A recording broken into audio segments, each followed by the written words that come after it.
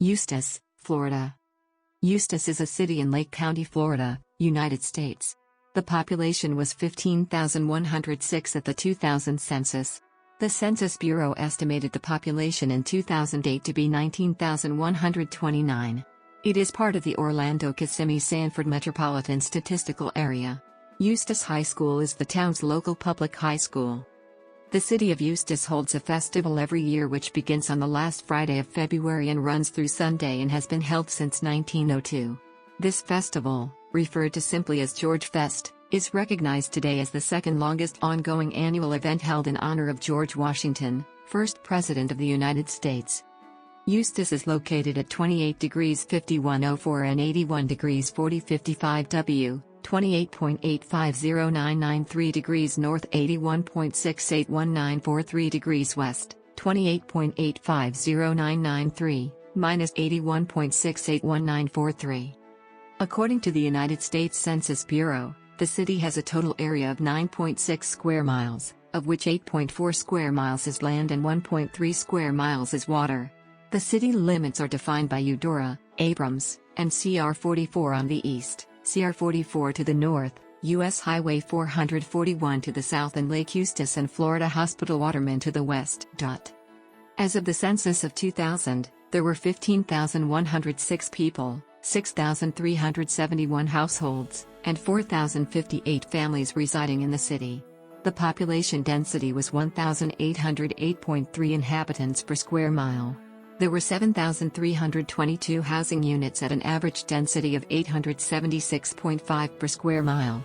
The racial makeup of the city was 76.90% white, 18.98% African American, 0.34% Native American, 0.63% Asian, 0.09% Pacific Islander, 1.89% from other races, and 1.17% from two or more races. Hispanic or Latino of any race were 6.37% of the population. There were 6,371 households, out of which 25.3% had children under the age of 18 living with him, 48.0% were married couples living together, 12.3% had a female householder with no husband present, and 36.3% were non-families. 31.0% of all households were made up of individuals, and 17.7% had someone living alone who was 65 years of age or older. The average household size was 2.30 and the average family size was 2.86. In the city, the population was spread out with 22.6% under the age of 18, 7.5% from 18 to 24, 23.3% from 25 to 44, 21.0% from 45 to 64, and 25.7% who were 65 years of age or older. The median age was 42 years. For every 100 females, there were 84.2 males. For every 100 females age 18 and over, there were 79.7 males. The median income for a household in the city was $32,032, and the median income for a family was $39,519. Males had a median income of $30,807 versus $22,072 for females. The per capita income for the city was $18,706. About 11.0% of families and 15.3% of the population were below the poverty line, including 25.2% of those under age 18 and 9.6% of those age 65 or over. Eustis also serves as the center for many small communities of rural East Lake County, including Cascia and Pine Lakes. These communities are not reflected in the Census Bureau's city statistics but make up for the vast discrepancy in county-to-city stats. When the rural statistics are compiled into the city stats, the total population of Eustis topped 50,000 in 2000. Numerous educational institutions are zoned for Eustis, including Eustis Heights Elementary, Eustis Elementary, Eustis Middle School, Eustis High School, and Lee Academy. The people of Eustis, on the east shore of Lake Eustis, took their time deciding on a name. First it was Highlands, then Pendryville, and finally Lake Eustis, itself named about 1825 for General Abraham Eustis. General Eustis, prominent in the Seminole Wars, had skirmished with the Indians on the South Shore, near present-day Tavares, Florida. In 1876, A.S. Pendry homesteaded and set out a citrus grove. In 1877 he opened the Ocklawaha Hotel. The post office in the lobby carried the sign Pendryville. Before railroads came in the 1880s, Eustis was a busy port for steamers plying Lakes Harris, Eustis, Dora, and Griffin. In 1883 the lake was dropped and the town became just Eustis. Although the U.S. opened up the area for homesteading in the 1850s, settlement was delayed by the Civil War. Surveying was finally completed in 1875 and settlement began in earnest. Among the earliest settlers was Guilford David G. D. Clifford, who established a store and began the first mail service for the new settlement. It was in the Clifford General Store second-floor meeting hall that the town's first churches were formed. Episcopal, Methodist, and Presbyterian groups all organized and held services there before they had their own buildings.